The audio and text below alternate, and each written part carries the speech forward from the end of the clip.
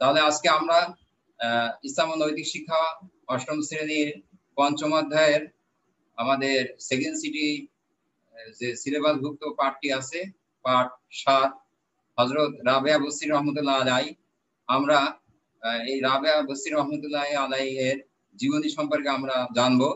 মূলত হযরত রাবেয়া বসরি রহমতুল্লাহ আলাইয়ের জীবনীটাকে 5-6টি পর্বে বিভক্ত করা হয়েছে। প্রথমত জন্ম এবং পরিচয়, এরপরে দ্বিতীয় হলো কৃতদাসী, তৃতীয় হলো আল্লাহর উপরে আস্থা এবং ইবাদত, চতুর্থ হলো আধ্যাত্মিকতা এবং পঞ্চম অনাড়ম্বর জীবন যাপন, সর্বশেষ হলো ইন্তেকাল। সর্বপ্রথম আমরা দেখি জন্ম এবং পরিচয়। ইসলামের ইতিহাসে নারীদের মধ্যে যারা মহান আল্লাহর নৈকট্য সন্তুষ্টি অর্জন করেছেন তাদের মধ্যে হযরত রাবেয়া বসরি রহমতুল্লাহ আলাই অন্যতম। বলছে নারীদের ভিতরে যারা ইসলামের ইতিহাসে বিশেষ স্থান করে নিয়েছিলেন তাদের মধ্যে থেকে আমরা হযরত রাবেয়া বসরি রহমতুল্লাহ আলাইকে দেখতে পাই, তিনি অন্যতম। এ মহান তাপসী রমণী 99 হিজরি মোতাবেক 717 খ্রিস্টাব্দে ইরাকের বসরা নগরীতে জন্মগ্রহণ করেন। বর্তমানে যে ইরাক, এই ইরাকের একটি শহরের নাম হলো বসরা।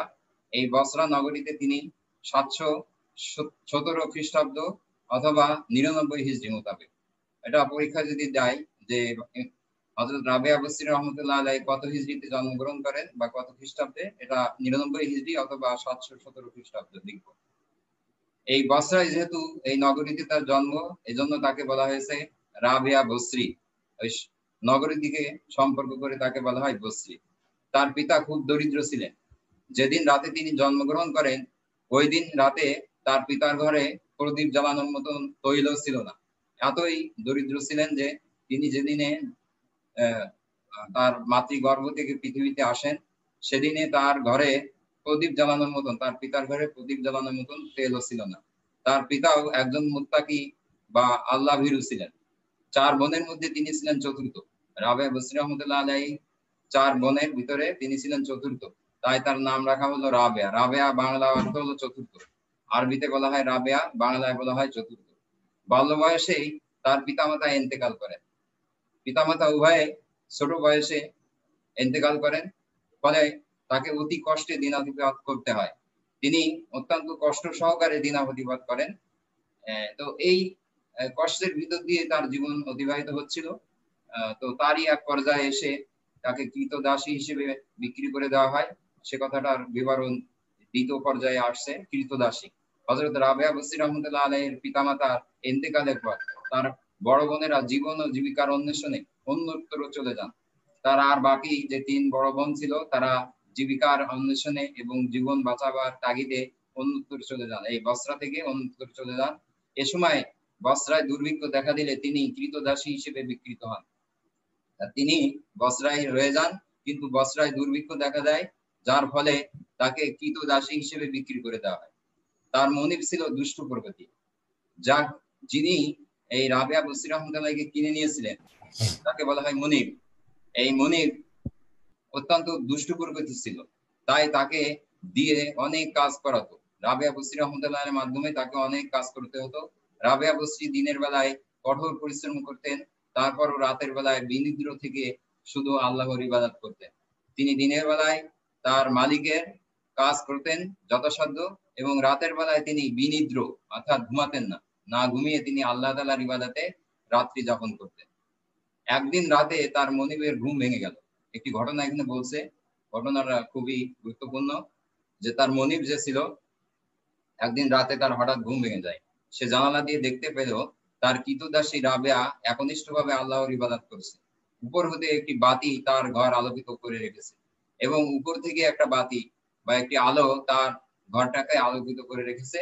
এক পর্যায়ে রাবেয়া মুনাজাত ধরে আল্লাহর দরবারে বললেন, হে আল্লাহ, তুমি আমাকে কোনো মানুষের অধীন করে না রাখলে আমি সর্বক্ষণ শুধু তোমার ইবাদত করতাম।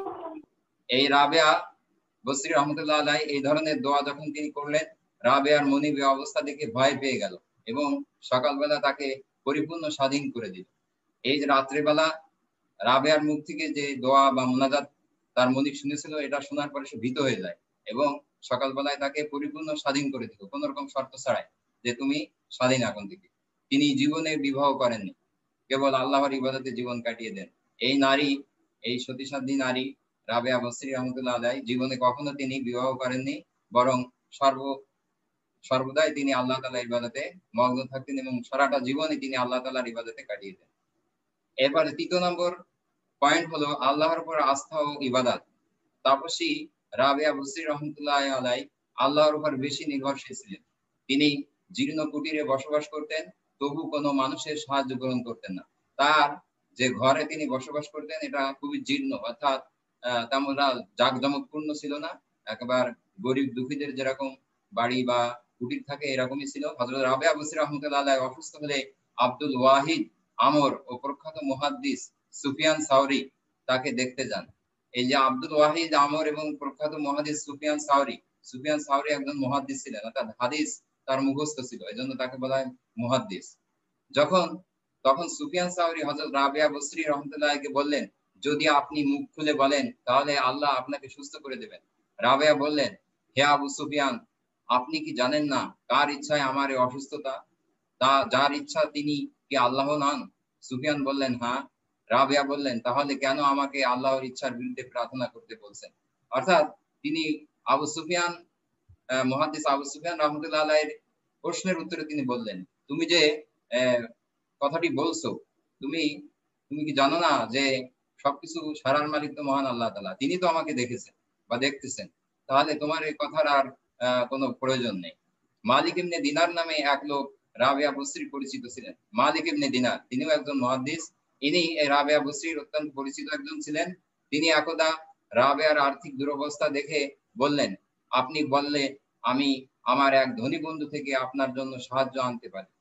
রাবেয়া বললেন, হে মালিক, আমাকে এবং আপনার বন্ধুকে কি আল্লাহ রিজিক দেন না? মালিক বলল, হ্যাঁ। রাবেয়া বললেন, আল্লাহ কি দরিদ্রকে তার দারিদ্র্যের কারণে ভুলে যাবেন এবং ধনীদেরকে তাদের ধন সম্পদের কারণে মনে রাখবেন? তিনি ধনী দরিদ্রের বিষয়ে এ কথাটি বললেন। তখন রাবেয়া বসরি রহমতুল্লাহ আলাইহির কথাই মালিক বলল, না। তখন রাবেয়া বললেন, আল্লাহ যেহেতু আমার অবস্থা জানেন, তখন তাকে আমার আবার স্মরণ করাবার কোনো দরকার নেই। আল জাহিজ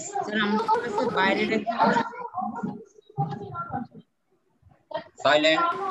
আল জাহিজ বলেন, রাবেয়ার কয়েকজন পরিচিত লোক তাকে বললেন, আমরা যদি আপনার আত্মীয় স্বজনদের প্রতি বলি তাহলে তারা আপনাকে একজন ক্রীতদাস কিনে দেবেন। সাইলেন্ট। রাবেয়া বললেন, সত্য কথা এই যে যিনি সমস্ত পৃথিবীর মালিক তার কাছে পার্থিব কিছু চাইতে আমার লজ্জা হয়। অতএব যারা পৃথিবীর মালিক নন তাদের কাছে কি করে আমি চাইতে পারি?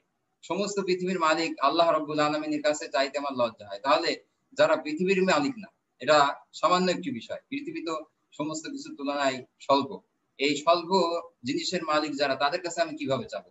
সবকিছুর মালিক আল্লাহর কাছেই চাইতে আমার লজ্জা হয়, তাহলে আমি এই অল্প জিনিসের মালিকের কাছে কিভাবে চাইবো? ইবাদত করার ক্ষেত্রে হযরত রাবেয়া বসরি রহমতুল্লাহ ছিলেন অতুলনীয়। তিনি যখনই সময় পেতেন তখনই আল্লাহর ইবাদতে ব্যস্ত হয়ে পড়তেন। অধিকাংশ সময় তিনি দিনে রোজা রাখতেন আর রাতে নফল নামাজ পড়তেন। তিনি সর্বদা আল্লাহর নিকট এ বলে প্রার্থনা করতেন যে, হে প্রভু, আমাকে আমার নিজ কাজে অর্থাৎ ইবাদতে ব্যস্ত রাখুন, যাতে আমাকে কেউ আপনার জিকির বা স্মরণ হতে বিমুখ করতে না পারে। আধ্যাত্মিকতা শুধু পুরুষেরাই আল্লাহর নৈকট্য লাভ করেছে এমন নয়। আমরা সাধারণত জানি যে ওলি আল্লাহ বলতে বোঝানো হয় যে সাধারণত কোনো পুরুষ ব্যক্তি যিনি ওলি আল্লাহ হন, হাসান বসরি রহমতুল্লাহ আলাই, আব্দুল কাদের জিলানী রহমতুল্লাহ আলাই, এরকম। কিন্তু অনেক নারীও আল্লাহর ওলি বা বন্ধু বা কাছের লোক হতে পেরেছেন।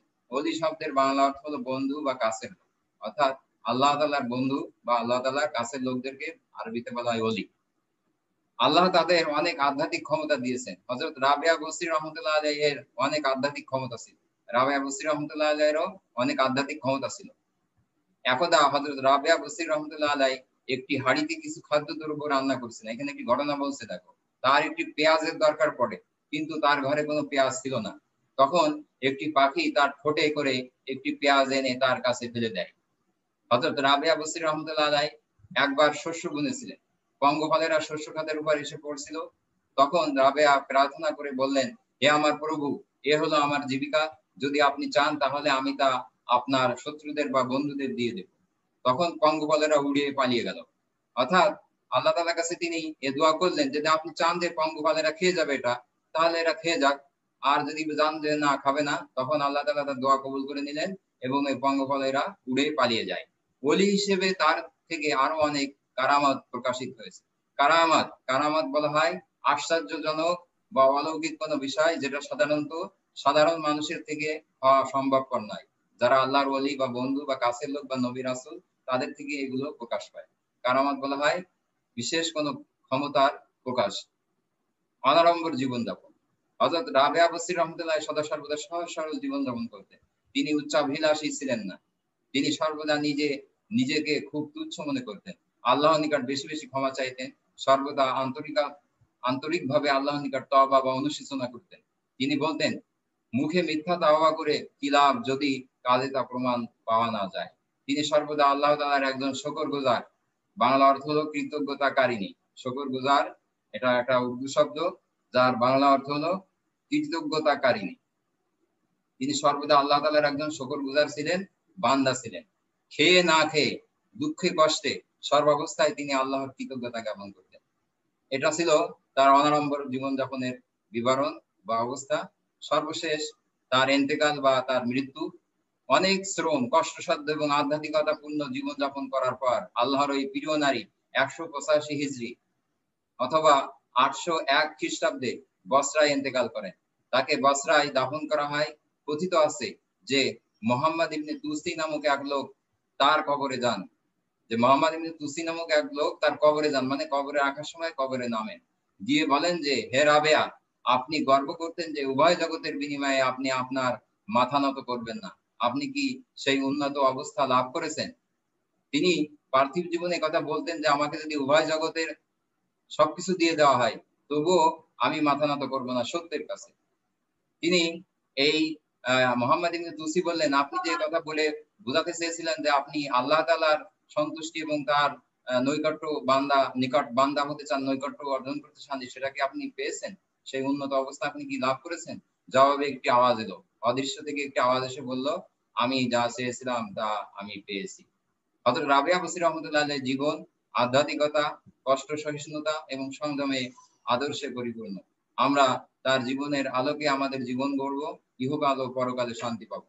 রাবেয়া বসরি রহমাতুল্লাহ আলাইহির জীবনের শুরু থেকে আমরা যদি দেখলাম, তাহলে সেখানে দেখেছি প্রথমে কষ্ট কষ্ট করা, অর্থাৎ কৃতদাস হিসেবে তিনি যখন কৃতদাস হিসেবে বিক্রি হলেন, তখন তিনি কষ্ট করেছেন।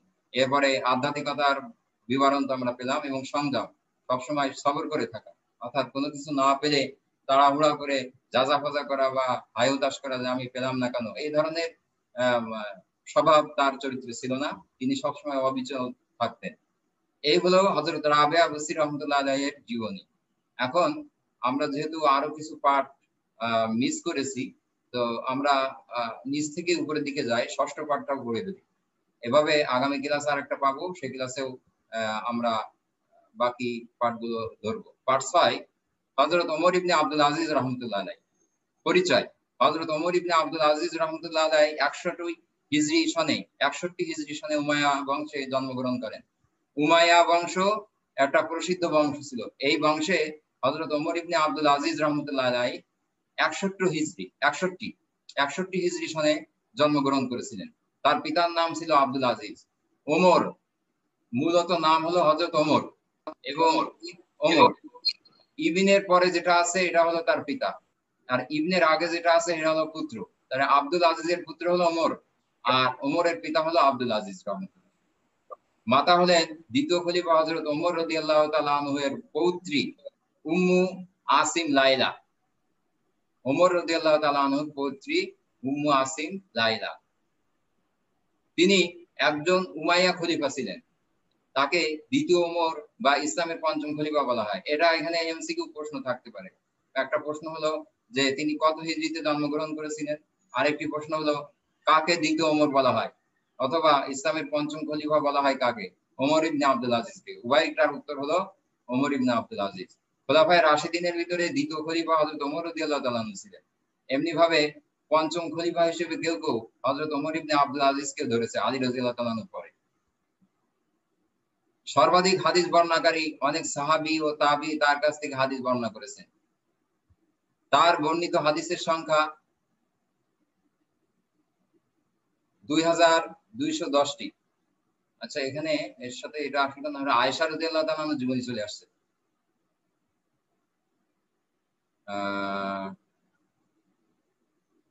পৃষ্ঠার যেন উল্টো পাল্টা আছে পৃষ্ঠা। উমর ইবনে আব্দুল আজিজের জীবনী হলো পৃষ্ঠা নম্বর কত? 128। তাহলে এরপরে 129 হওয়ার কথা, কিন্তু এখানে 27 দেখাচ্ছে, 29। আচ্ছা, শৈশব এটা থেকে হবে। শৈশব ও শিক্ষা জীবন।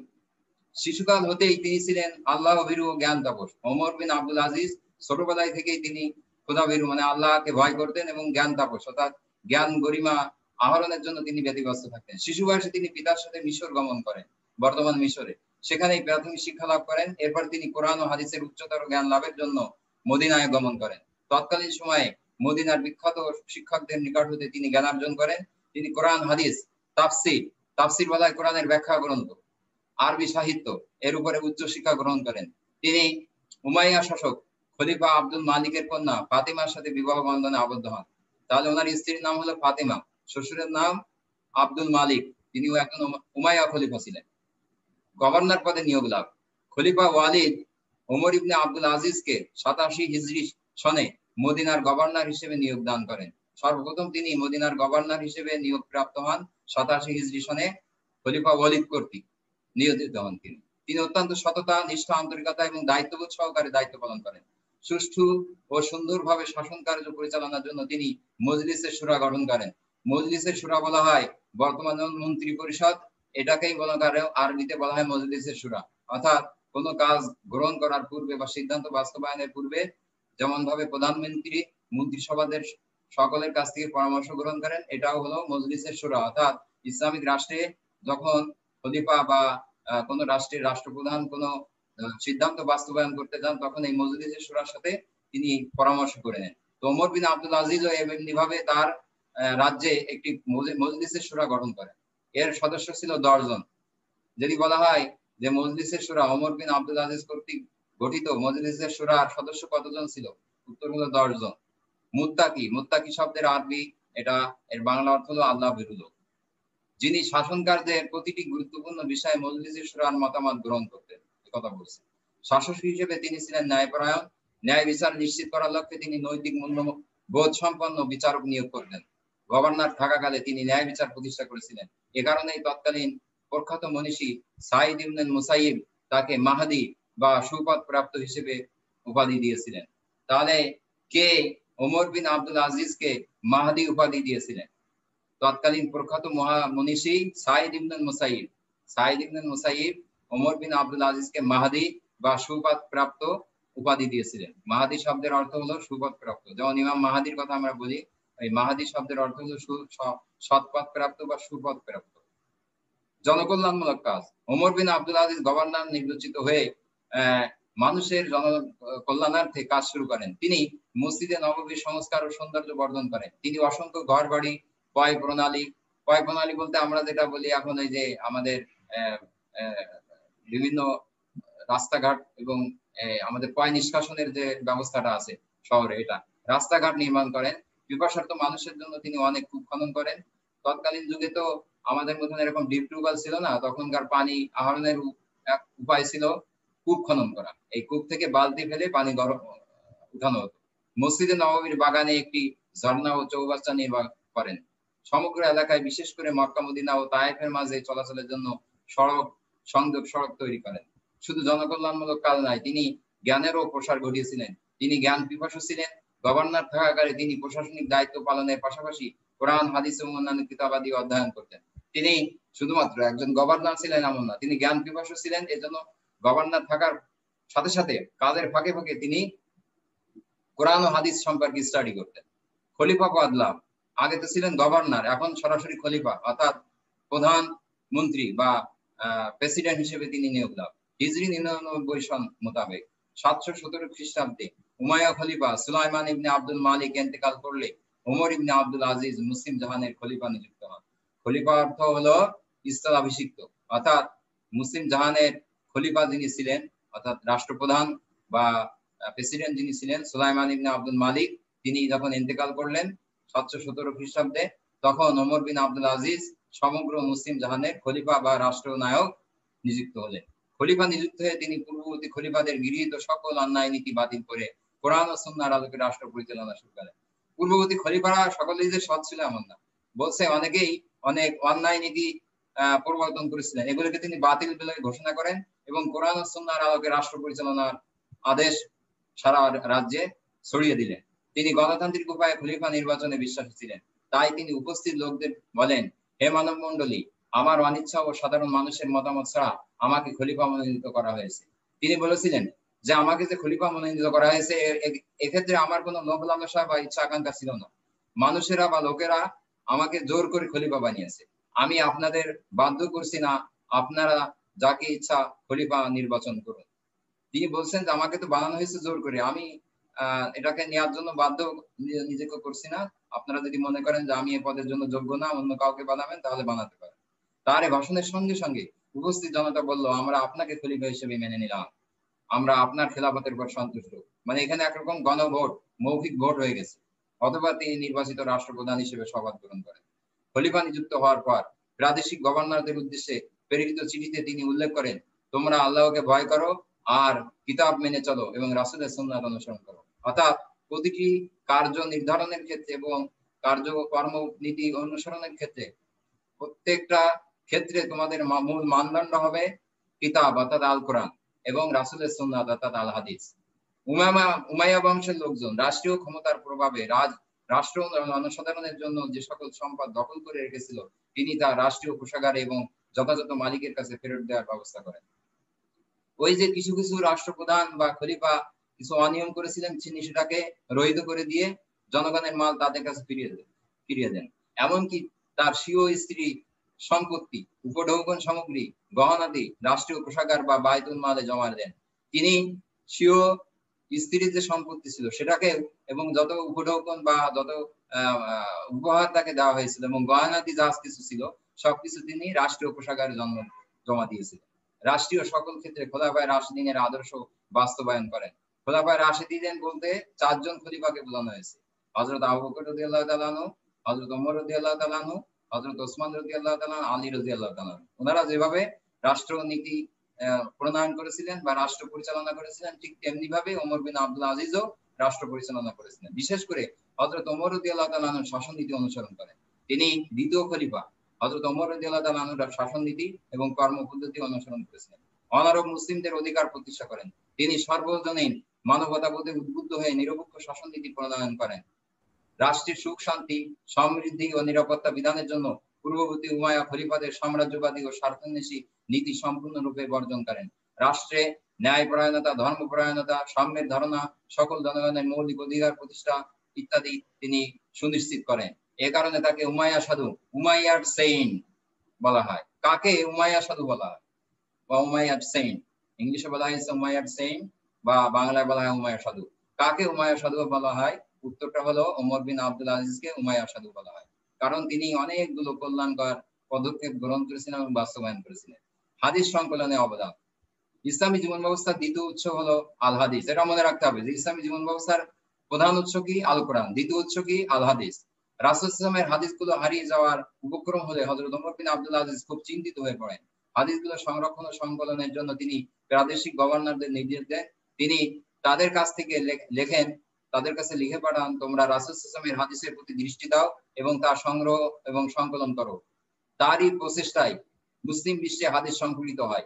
এরই ধারাবাহিকতায় বুখারী, মুসলিম, আবু দাউদ, তিরমিজি, ইবনে মাজাহ সহ অন্যান্য হাদিস গ্রন্থ সংকলিত হয়। ফলে হাদিস হারিয়ে যাওয়া ও বিকৃত হওয়া থেকে রক্ষা পায়। বলা হয়েছে ওমর বিন আব্দুল আজিজের শাসন আমলে সিহা সিত্তা, যেটা তোমরা এর আগের ক্লাসে পড়ে আসছো, ক্লাস 7-এ, সিহা সিত্তা অর্থাৎ হাদিসের 6টি বিশুদ্ধতম গ্রন্থ, এই গ্রন্থগুলি লিখিত হয়েছিল, সংকলিত হয়েছিল ওমর বিন আব্দুল আজিজের সময়ে। প্রশিক্ষণ এবং শিক্ষা প্রচারের ব্যবস্থা। ওমর বিন আব্দুল আজিজ বিশ্বাস করতেন যে শিক্ষায় জাতির মেরুদণ্ড। তিনি গভর্নরদের নিকট প্রেরিত পত্রে শিক্ষা ও প্রশিক্ষণের ব্যাপারে বারবার তাগিদ দিতেন। শিক্ষা প্রসারের লক্ষ্যে তিনি অনেক প্রশিক্ষক নিয়োগ করেন। শিক্ষকদের জন্য মাথাপিছু মাসিক 100 দিনার বা স্বর্ণ মুদ্রা ভাতার ব্যবস্থা করেন। তার সময়ে সিন্ধু, আফ্রিকা, স্পেন সহ বিভিন্ন দেশ ইসলাম ও জ্ঞান ভান্ডার, জ্ঞান বিজ্ঞানের প্রসার ঘটে। তার সময়ে তিনি ইসলামের এই সুমহান পতাকাকে সিন্ধু, আফ্রিকা, স্পেন, ইউরোপ, মানে আফ্রিকা, ইউরোপ সব জায়গায় ইসলামের দাওয়াত তিনি পাঠিয়ে দিয়েছিলেন। কৃতিত্ব: দ্বিতীয় ওমর নামে খ্যাত হযরত ওমর বিন আব্দুল আজিজ রাষ্ট্র পরিচালনায় কোরআন ও হাদিস এবং খোলাফায়ে রাশিদিনের নীতি অনুসরণ করতেন, তাই তাকে তার 4 খলিফার পর ইসলামের 5ম খলিফা বলা হয়। তার আমলে কৃষি ও ব্যবসা বাণিজ্যের প্রভূত উন্নতি সাধিত হয়। তিনি মানুষের মাঝে পারস্পরিক বিরোধ দূর করে সাম্য ও সম্প্রীতির সমাজ প্রতিষ্ঠা করেন। তার সময় জনসাধারণের আর্থিক অবস্থা এত বেশি উন্নত হয়েছিল যে যাকাত গ্রহণ করার মতো লোক খুঁজে পাওয়া যেত না। মানুষের অবস্থা এত বেশি ভালো হয়েছিল যে যাকাত কে নিবে এমন কোন দরিদ্র গরিব লোক খুঁজে পাওয়া যায়নি। তিনি ছিলেন একাধারে ফকিহ, ফকিহ শব্দের বাংলা অর্থ হল ইসলামী আইন শাস্ত্রের বিশেষজ্ঞ, মুস্তাহিদ অর্থাৎ ইসলাম ধর্মজ্ঞানের সুপণ্ডিত এবং কোরআন ও হাদিসের হাফিজ, হাফিজ অর্থ মুখস্থকারী। চরিত্র: হযরত ওমর বিন আব্দুল আজিজ ছিলেন আল্লাহর নির্দেশ পালনকারী, বিনয়ী এবং নম্র প্রকৃতির মানুষ। তার অন্তরে এত আল্লাহভীতি ছিল যে তিনি প্রায় আল্লাহর ভয়ে কাঁপতেন। খলিফা হয়েও তিনি অত্যন্ত সহজ সরল ও অনাড়ম্বর জীবন যাপন করতেন। রাষ্ট্রীয় কোষাগার থেকে দৈনিক মাত্র 2 দিরহাম ভাতা গ্রহণ করতেন। অনাড়ম্বর বলতে বলা হয় জাঁকজমকহীন। একজন ন্যায়পরায়ণ শাসক হিসেবে তিনি অন্য ধর্মাবলম্বীদের সাথে বন্ধুত্বপূর্ণ ব্যবহার করতেন। তার আমলে খ্রিস্টান, ইহুদি এবং অন্য উপাসকগণকে তিনি গির্জা ও উপাসনালয় নিজ নিজ অধিকারে রাখার অনুমতি দেওয়া হয়েছিল বা দিয়েছিলেন। তার আমলে সকল ধর্মের লোক স্বাধীনভাবে নিজ নিজ ধর্ম পালন করতে পারত। তিনি সাম্প্রদায়িকতার বিপরীতে উদার চিন্তাধারার মানুষ ছিলেন। তিনি আইলা ও সাইপ্রাসের খ্রিস্টানদের কর কমিয়ে দেন। বর্তমান সাইপ্রাস, তুর্কি সাইপ্রাসের কথা সবাই শুনছো, তুর্কির সাথে সাইপ্রাসের সীমান্ত রয়েছে এবং আইলা একটা জায়গা, এই 2 জায়গার খ্রিস্টানদের কর কমিয়ে দিয়েছিলেন। নাজরানের খ্রিস্টানদের তিনি বিশেষ সুবিধা প্রদান করেন। জ্ঞান চর্চায় অমুসলিম মনীষীদেরও সাহায্য করেছিলেন। তিনি তাদের দ্বারা কয়েকটি গ্রন্থ আরবিতে অনুবাদ করে তা প্রকাশের ব্যবস্থা করেন। এন্তেকাল: এই মহামনীষী 101 হিজরি মোতাবেক তাহলে দায়িত্ব নিলেন গভর্নর হিসেবে, খলিফা হিসেবে 99 হিজরি। থাকলেন কতদিন? 2 বছর। 2 বছরে এই পরিবর্তন, আমূল পরিবর্তন সাধিত হয়। তিনি 101 হিজরি মোতাবেক 719 খ্রিস্টাব্দে রজব মাসে মাত্র 40 বছর বয়সে ইন্তেকাল করেন, অল্প বয়সে, এবং খুব স্বল্প সময় তিনি পেয়েছিলেন খলিফা নিযুক্ত হওয়ার পরে। কিন্তু এই 2 বছরের মাথায় তিনি এমন ভাবে রাষ্ট্রীয় পরিবর্তন করেন এবং কোরআন ও হাদিসের নীতি অনুসরণ করেন যে মানুষের ভিতরে কেউ আর দরিদ্র বা গরিব ছিল না, যাকাত দেওয়ার মতন লোক খুঁজে পাওয়া যায়নি। তো মহান আল্লাহ তাআলার ইচ্ছায় তিনি 101 হিজরি মোতাবেক 719 খ্রিস্টাব্দের রজব মাসে মাত্র 40 বছর বয়সে ইন্তেকাল করেন। তার খেলাফত কাল ছিল প্রায় 2.5 বছর। 2.5 বছর বলছে এখানে, 2 বছর, তার মানে এখানে কিছু ফ্র্যাকশন আছে, টোটাল মিলে 2.5 বছর। আমরা হযরত ওমর ইবনে আব্দুল আজিজের জীবনাদর্শ অনুসরণ করব। তার ধর্মপরায়ণতা, জীবন সাধনা, ন্যায়পরায়ণতা এবং অসাম্প্রদায়িক আদর্শ আমাদের জীবনে বাস্তবায়ন করতে চেষ্টা করব। এই হলো হযরত ওমর বিন আব্দুল আজিজের জীবনী। আর এর আগে আমরা পড়েছি রাবিয়া বিসরি রহমাতুল্লাহ আলাইহির জীবনী। এখন যদি কোনো প্রশ্ন থাকে এই 2টি পার্টের ব্যাপারে তোমরা একটু প্রশ্ন করো, কোশ্চেন করো, আনমিউট হয়ে যাও সবাই। সময় তো শেষ পর্যায়ে আসছে, 4 মিনিট আছে, বলো। 2 পার্টের ভিতরে কোনো শব্দ বা কোনো বিষয় যদি না বোঝার থাকে, অস্পষ্ট থেকে থাকে, আমাকে প্রশ্ন করো যে স্যার এই 2 পার্টের ভিতরে এই শব্দটা বা এই জায়গাটা একটু বুঝলাম না, বলো।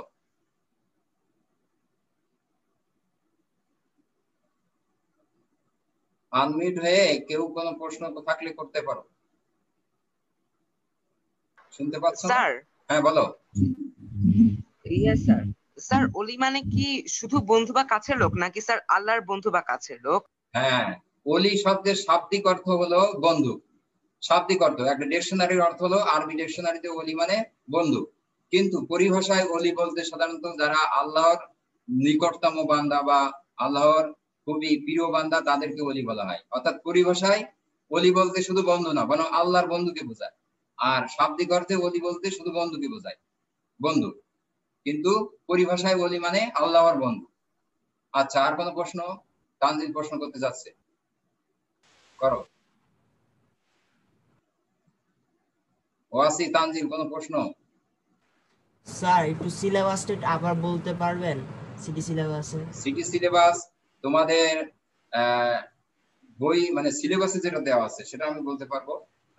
সিলেবাসে দেওয়া হলো দ্বিতীয় সিটি পরীক্ষা তৃতীয় এবং চতুর্থ অধ্যায়ের পাঠসমূহ। তৃতীয় এবং চতুর্থ, যেহেতু তোমাদের প্রথম সিটিতে তৃতীয় অধ্যায় কিন্তু প্রথম সিটির পরীক্ষার ভিতরে চলে আসছে, এখন দেখার বিষয় যে সেকেন্ড সিটিতে তৃতীয় অধ্যায় থাকবে কি থাকবে না। যেহেতু এখানে আমরা চতুর্থ অধ্যায় 3টি পাঠ পড়ছি এবং পঞ্চম অধ্যায় পড়লাম 1টি পাঠ, এই 4টি পাঠ। এখন এই 4টি পাঠ থাকবে নাকি তৃতীয় অধ্যায়ের পাঠগুলো আবার রিপিটিশন হবে, এটা যিনি প্রশ্ন করবেন প্রশ্নকর্তা কর্তৃক এখনো ক্লিয়ার করা হয়নি। বিষয়টি পরীক্ষার আগে আগেই বলে দিবেন উনি। এখনো যেহেতু ক্লাস আছে, সপ্তাহ 2 মতন ক্লাস হবে এখনো, বা 8-10 দিন ক্লাস আছে। সময় মতন তোমরা গ্রুপে জানতে পারবা, আমি জানিয়ে দেব পোস্টের মাধ্যমে। আচ্ছা, অন্য কোনো প্রশ্ন থাকলে বলতে পারো। আর বার্ষিক যে পরীক্ষাটা তোমাদের হবে সেখানে সিলেবাস কিছুটা কমানো থাকবে, সংক্ষিপ্ত সিলেবাস বলে একটা কথা থাকবে, সেটাও তোমাদের জানিয়ে দেওয়া হবে যথাসময়ে। পড়া সংক্রান্ত কোনো কোশ্চেন থাকলে বলো। আর আগামীকাল যেটা বলা হয়েছে এটা যেন কারোর মিস না হয়। হ্যাঁ, সবাই নিজ নিজ আইডি এবং নাম সহ, যাদের আইডিতে নাম আইডি কলেজ নম্বর নাই এখনো পর্যন্ত, সেট করে নিবা রাতের ভিতরে। প্রশ্ন থাকলে বলো, অন্য কোনো প্রশ্ন? স্যার এই সিটি বা টার্মে কি সিকিউ কোশ্চেন থাকবে কোনো? না, সেকেন্ড সিটিতে আশা করা যায় কোনো সিকিউ কোশ্চেন থাকবে না, শুধুমাত্র এমসিকিউ। তবে বার্ষিকের সময় তো অবশ্যই সিকিউ থাকবে। আর কোনো কোশ্চেন?